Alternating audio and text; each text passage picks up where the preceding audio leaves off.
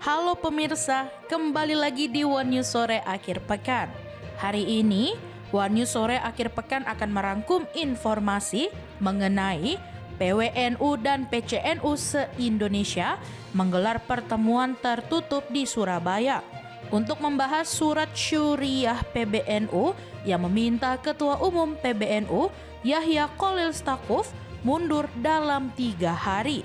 Surat itu menilai undangan narasumber yang dianggap berafiliasi dengan jaringan Zionisme internasional telah melanggar nilai-nilai Nahdlatul Ulama.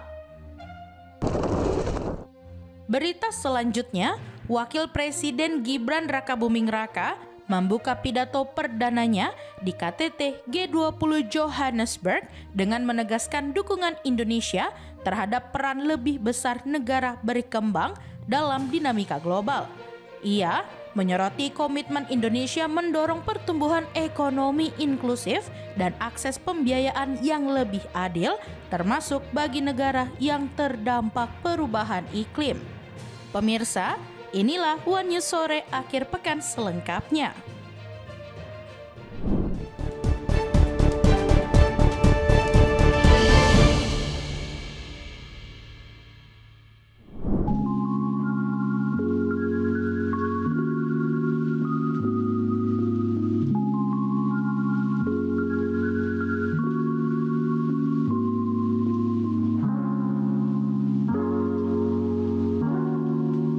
Pengurus Wilayah Nahdlatul Ulama atau PWNU se-Indonesia menggelar pertemuan pada Sabtu 22 November di Surabaya, Jawa Timur. Bersama pengurus cabang Nahdlatul Ulama atau PCNU se-Indonesia tepat pukul 7 malam. Dalam rapat tertutup tersebut, dibahas petikan surat berisi hasil rapat harian syuriah pengurus besar Nahdlatul Ulama (PBNU) yang berjudul Risalah Rapat Harian Syuriah Pengurus Besar Nahdlatul Ulama.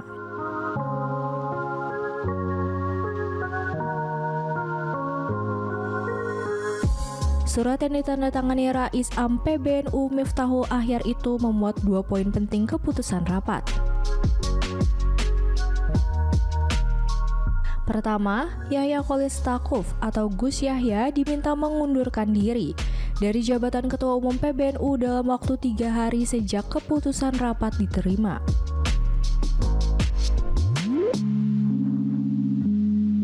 Kedua, apabila Gus Yahya tidak mengundurkan diri dalam batas waktu tersebut, syuriah PBNU akan memberhentikan dari jabatan Ketua Umum PBNU.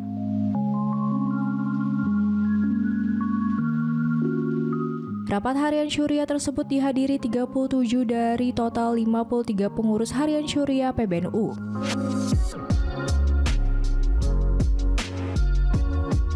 Dalam surat itu disebutkan bahwa peserta rapat menilai kehadiran narasumber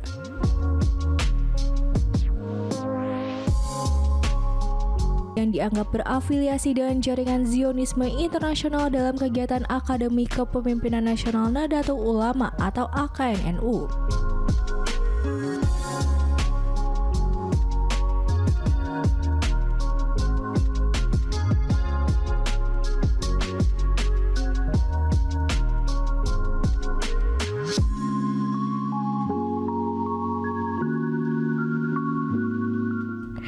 Telah melanggar nilai dan ajaran Ahlus Sunnah wal Jamaah An-Nahdliyah.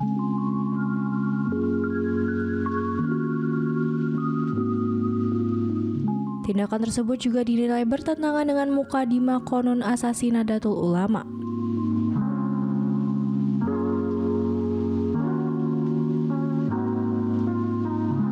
Sementara itu, Yahya Khalil Stakuf saat tiba di sebuah hotel di kawasan Surabaya Timur dan dimintai konfirmasi terkait kehadirannya dalam rapat PBNU.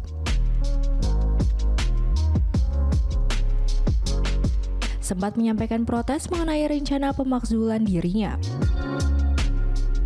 Koordinasi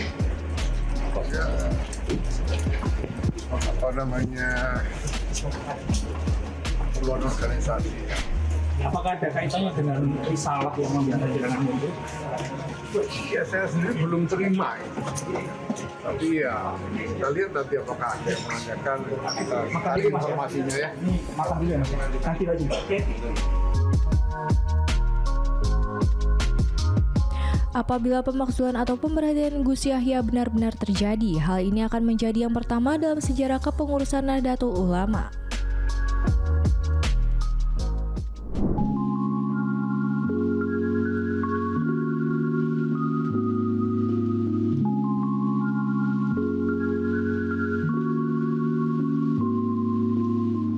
Dinamika internal organisasi pengurus besar Nahdlatul Ulama atau PBNU kembali mengemuka.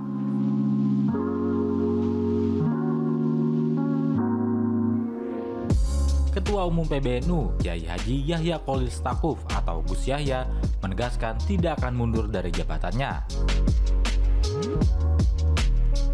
Hal itu dikatakan untuk menanggapi beredarnya surat permintaan pengunduran diri yang ditandatangani oleh Rais Aam PBNU Kiai Haji Miftahul Akhyar.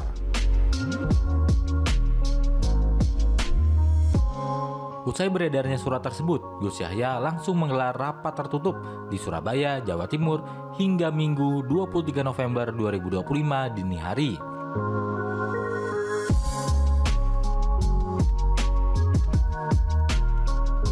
Rapat tertutup tersebut dihadiri oleh Ketua PWNU seluruh Indonesia.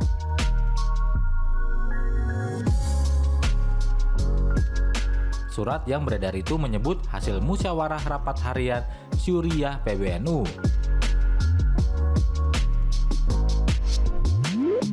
Yang meminta Gus Yahya mundur dalam waktu 3 hari atau akan diberhentikan dari jabatannya.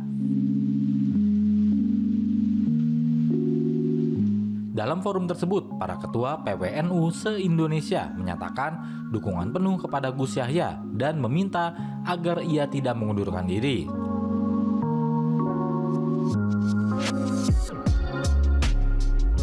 Gus Yahya menegaskan bahwa rapat harian Syuriah tidak memiliki kewenangan untuk memberhentikan ketua umum sesuai konstitusi organisasi.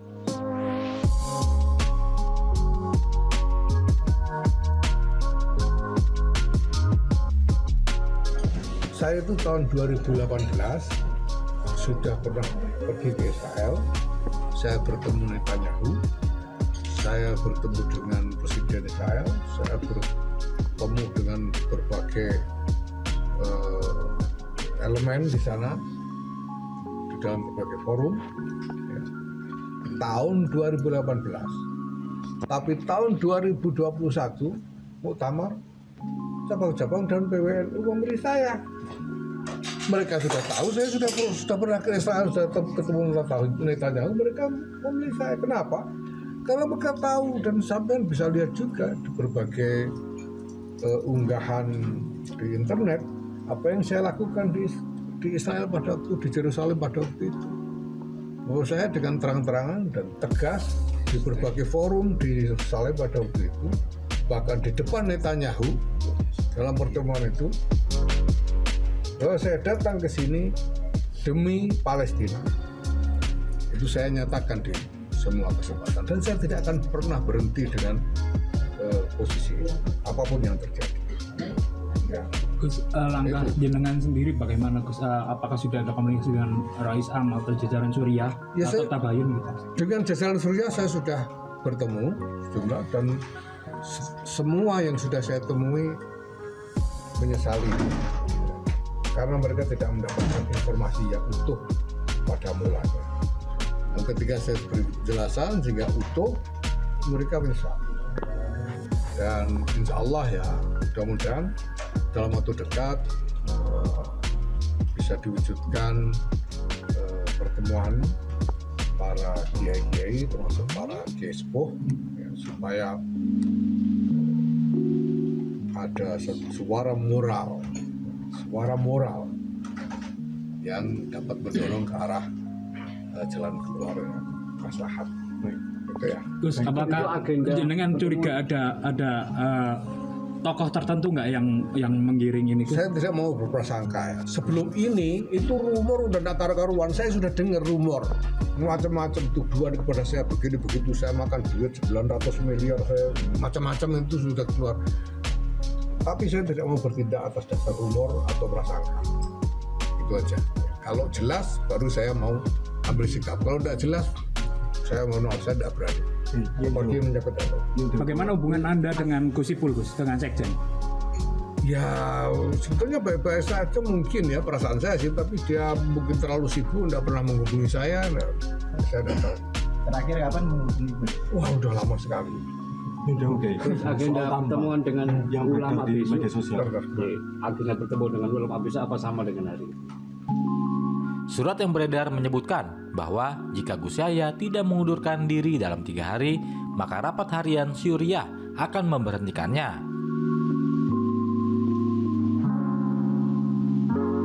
Namun Gus Yahya menilai keputusan tersebut tidak sah dan tidak memiliki dasar konstitusional. Rencananya minggu sore nanti ia akan bertemu dengan sejumlah kiai sepuh di Jakarta untuk diberi nasihat atas sikap tegasnya tidak akan mundur.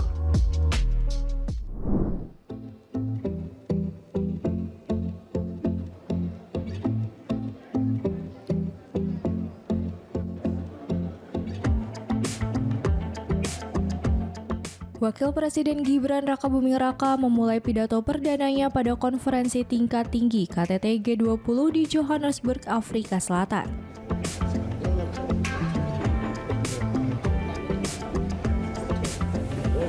Dengan menyampaikan salam khusus dari Presiden Prabowo Subianto kepada Presiden Afrika Selatan Cyril Ramaphosa.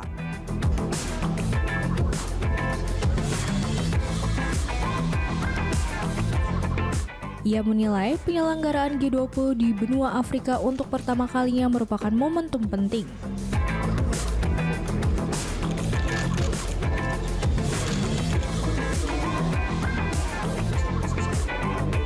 Yang menunjukkan pergeseran dinamika global di mana negara-negara berkembang tidak lagi sekedar menjadi penonton.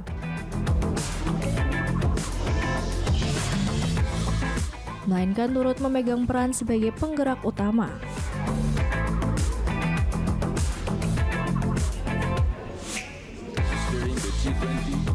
Dalam sesi selanjutnya, Gibran menegaskan kembali posisi Indonesia sebagai negara yang aktif mendorong kerjasama antar negara berkembang di forum G20 tahun 2025.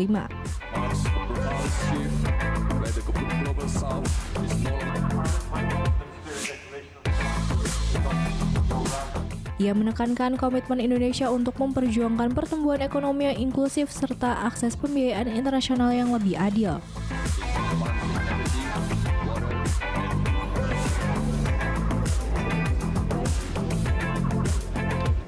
Pada sesi pertama yang mengangkat tema Inclusive and Sustainable Economic Growth Leaving No One Behind,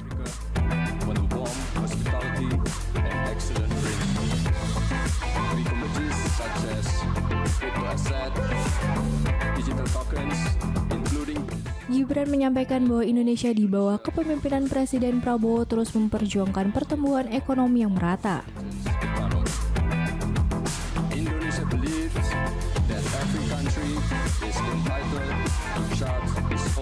Gibran juga mengajak negara-negara anggota G20 memperluas akses pendanaan.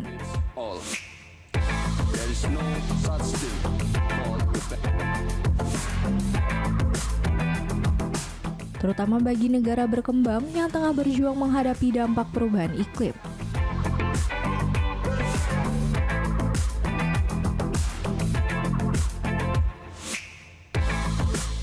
Ia menekankan pentingnya mekanisme pembiayaan yang lebih mudah terjangkau.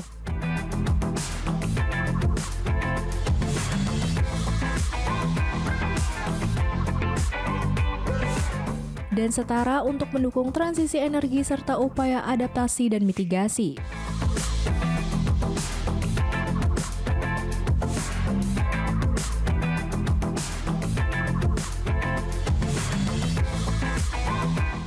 Dalam kesempatan itu, Gibran turut memaparkan langkah konkret Indonesia dalam mendukung perubahan iklim, transformasi digital, dan peningkatan inklusi keuangan.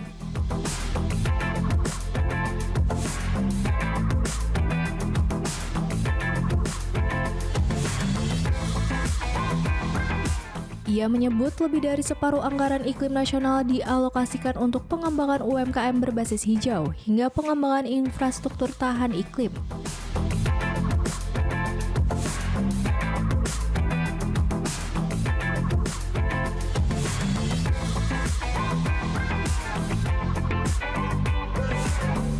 Ia juga mencontohkan penggunaan KRIS sebagai inovasi yang memperluas akses layanan keuangan dan mengurangi kesenjangan digital.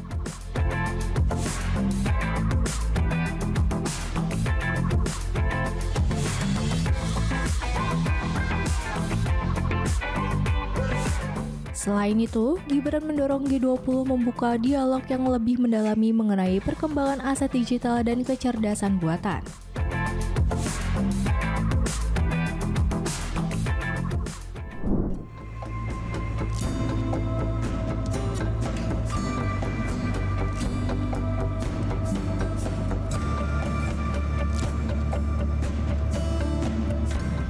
Wakil Presiden Gibran Raka Buming Raka ditugaskan oleh Presiden Prabowo Subianto untuk mewakili Indonesia dalam konferensi tingkat tinggi G20 di Johannesburg, Afrika Selatan.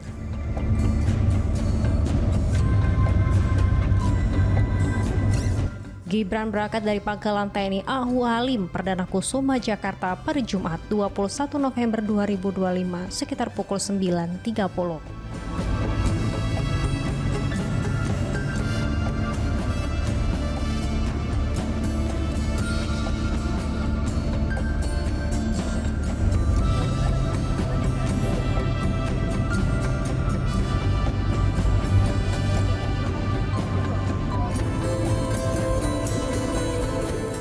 Sekretaris Kabinet Teddy Indra Wijaya menjelaskan bahwa penunjukan Gibran dilakukan karena waktu pelaksanaan KTT G20 pada 22 hingga 23 November 2025 bertepatan dengan sejumlah agenda presiden di dalam negeri.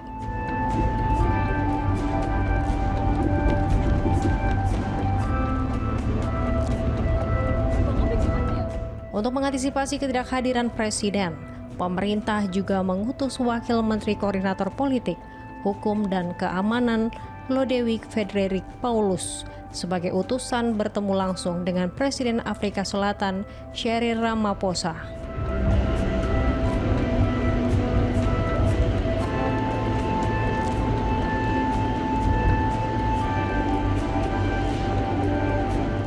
Teddy menambahkan bahwa penugasan Wapres Gibran bertujuan agar Indonesia tetap memiliki perwakilan dengan kapasitas dan kedudukan strategis.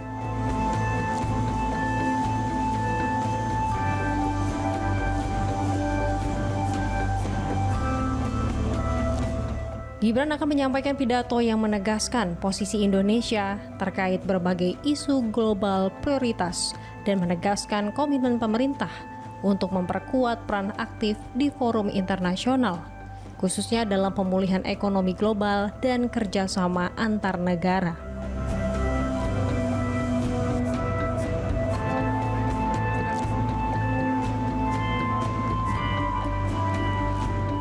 Selain pidato utama, Gibran dijadwalkan melakukan sejumlah pertemuan bilateral dengan pemimpin negara lain untuk memperkuat hubungan dan kerjasama strategis.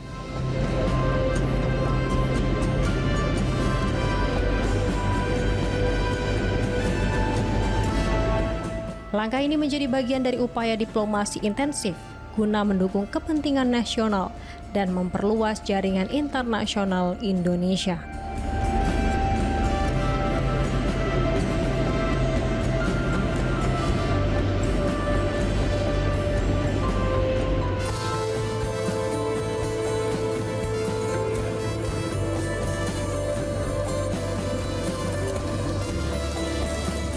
KTT G20 di Johannesburg merupakan forum bergengsi yang dihadiri para pemimpin dari negara-negara ekonomi terbesar di dunia.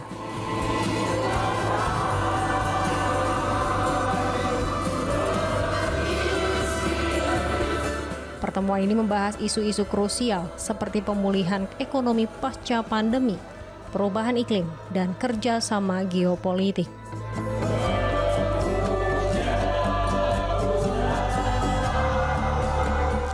Indonesia yang diwakili Wakil Presiden Gibran Raka Buming Raka hadir untuk menegaskan komitmen pemerintah dalam mengawal agenda global.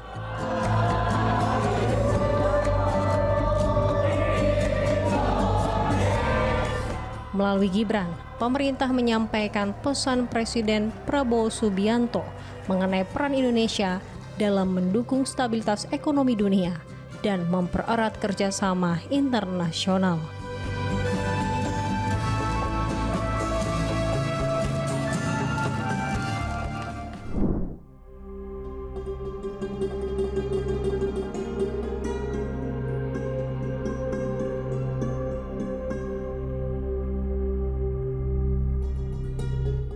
Menteri Keuangan Purbaya Yudi Sadewa dalam beberapa pekan terakhir tampil sebagai salah satu pejabat yang paling vokal menyoroti maraknya impor pakaian bekas ilegal atau thrifting. Di tengah desakan sebagian pedagang agar impor pakaian bekas dilegalkan dan dikenai pajak, Purbaya menegaskan bahwa pemerintah tidak akan membuka ruang legalisasi dan akan memperketat seluruh jalur pengawasan untuk menghentikan masuknya barang-barang ilegal tersebut. Sikap tegas ini sejalan dengan koridor hukum yang sejak lama melarang impor pakaian bekas. Larangan impor pakaian bekas sebenarnya telah diatur dalam Undang-Undang Nomor 7 Tahun 2014 tentang perdagangan, yang mewajibkan seluruh barang impor berada dalam kondisi baru. Pelanggaran atas aturan tersebut dapat dikenai pidana penjara hingga 5 tahun atau denda maksimal 5 miliar rupiah. Aturan tersebut dipertegas lewat sejumlah regulasi turunan, termasuk Permendak 51-MDAK-7-2015 dan Permendak 40-2022 yang secara jelas menetapkan pakaian bekas sebagai barang terlarang untuk diimpor. Regulasi ini tidak hanya ditujukan pada aspek administratif, tetapi juga menyangkut perlindungan kesehatan dan keselamatan konsumen.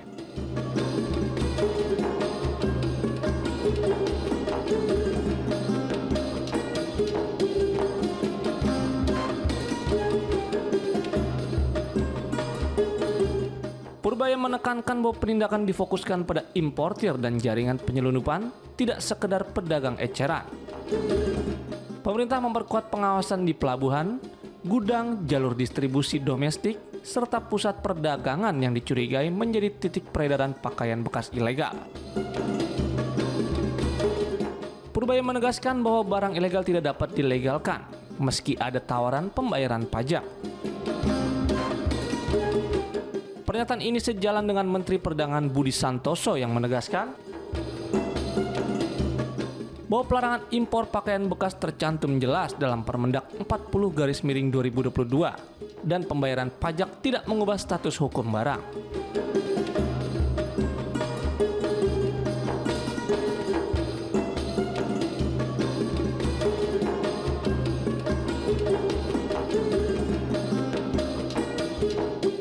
Langkah penindakan ini juga bertujuan melindungi industri tekstil dan garmen lokal, serta masyarakat dari dampak kesehatan dan ekonomi.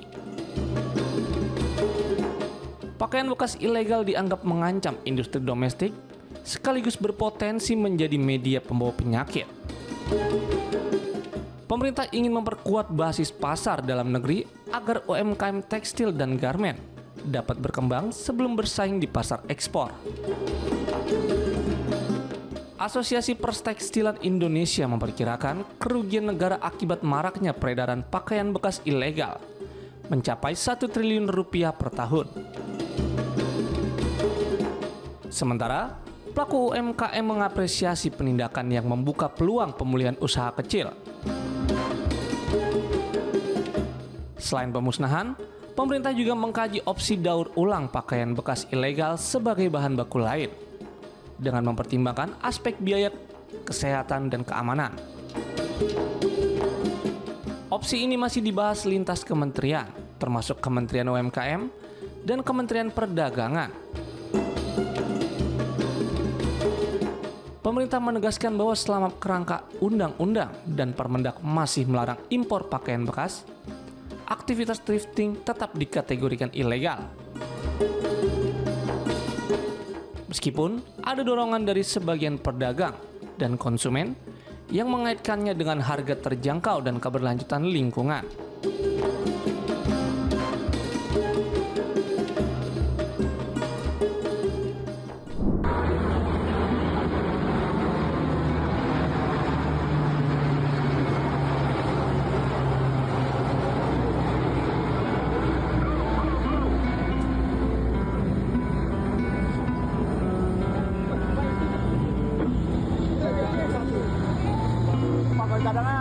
Latihan terjun payung yang digelar di kawasan bandara PT IMIP Morowali, Sulawesi Tengah diwarnai insiden.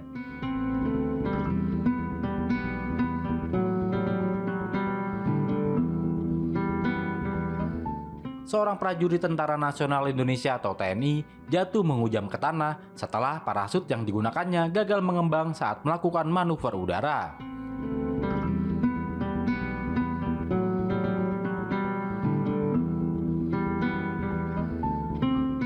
Insiden yang terjadi Kamis, 20 November 2025 tersebut terekam video amatir dan viral di media sosial.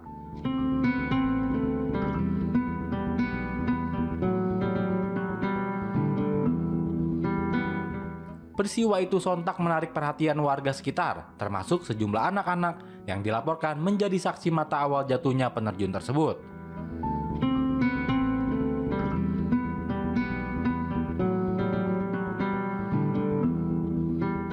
Setelah kejadian, tim medis dan personil pengamanan yang berada di lokasi langsung bergerak cepat memberikan pertolongan pertama.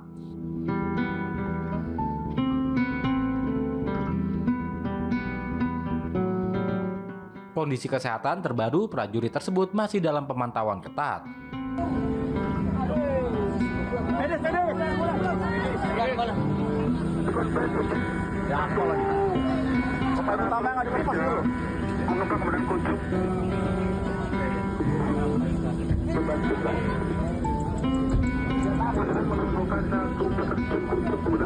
Pihak TNI telah mengambil langkah untuk melakukan pemeriksaan intensif guna mengetahui secara pasti kronologi insiden tersebut.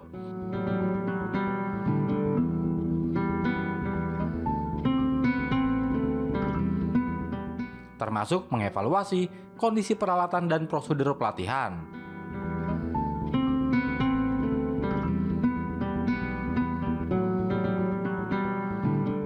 Kasus kecelakaan prajurit TNI itu kini masih diselidiki TNI untuk mengetahui penyebab pasti kegagalan fungsi parasut.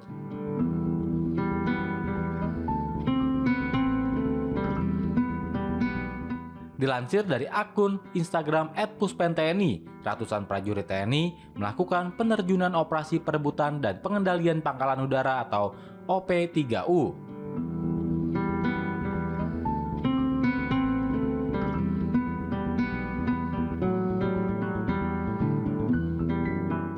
Serta penerjunan lintas udara atau LINUT dalam rangkaian latihan terintegrasi TNI tahun 2025.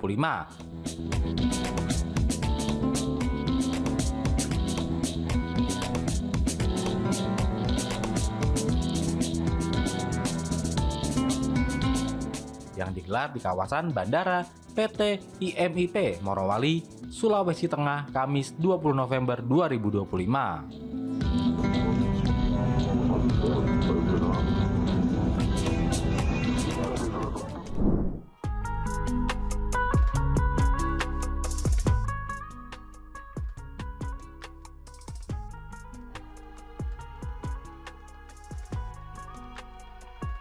Persatuan Sepak Bola Rusia dikabarkan tengah menyiapkan sebuah turnamen besar bertajuk Piala Dunia Tandingan.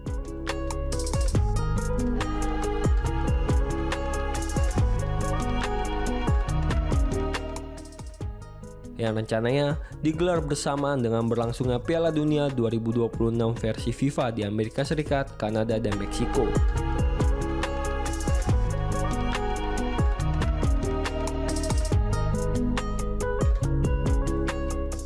Laporan tersebut berasal dari All Football yang menyebutkan bahwa Rusia ingin mengumpulkan negara-negara yang gagal menembus putaran final Piala Dunia 2026 untuk ambil bagian dalam ajang alternatif ini.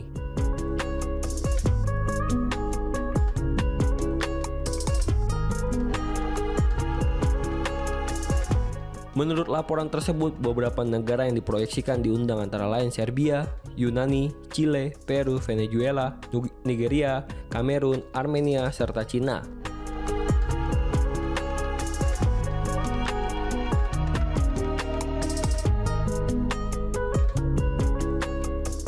Seluruh negara itu tersingkir pada babak kualifikasi dan tidak berhak tampil di Piala Dunia 2026.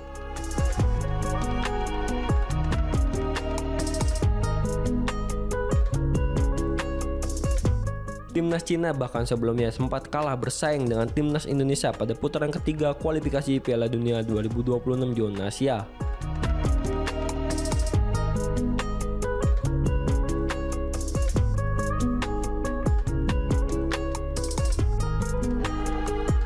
Turnamen ini disebut bakal diselenggarakan di stadion-stadion yang dahulu dipakai saat Rusia menjadi tuan rumah Piala Dunia 2018.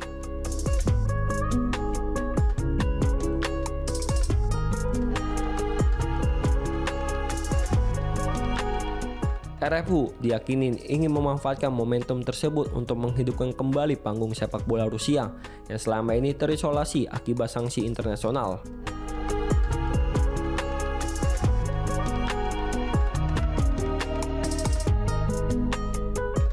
Gagasan ini dinilai sebagai langkah Rusia mempromosikan sepak bola nasional mereka.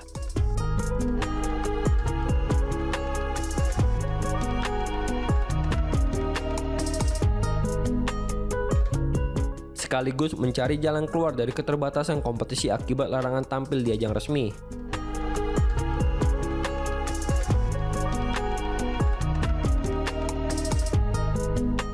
Seperti diketahui, sejak Februari 2022 Rusia dan RFU dijatuhi sanksi oleh FIFA dan UEFA imbas invasi ke Ukraina.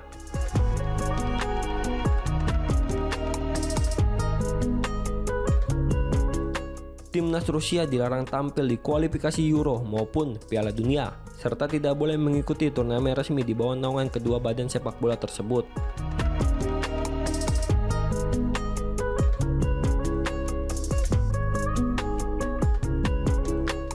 Rencana penyelenggaraan Piala Dunia tandingan ini diprediksi bakal memancing reaksi keras FIFA.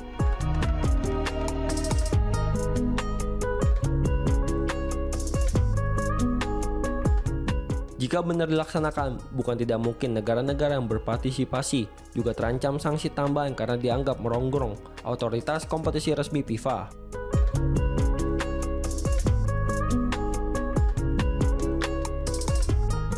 Hingga berita ini diturunkan, RFU belum memberikan pernyataan resmi terkait isu tersebut.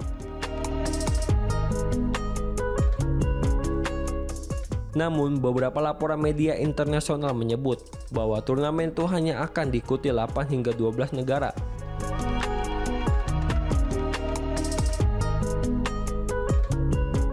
Dan tidak akan sebesar format 32 atau 48 peserta seperti Piala Dunia baru.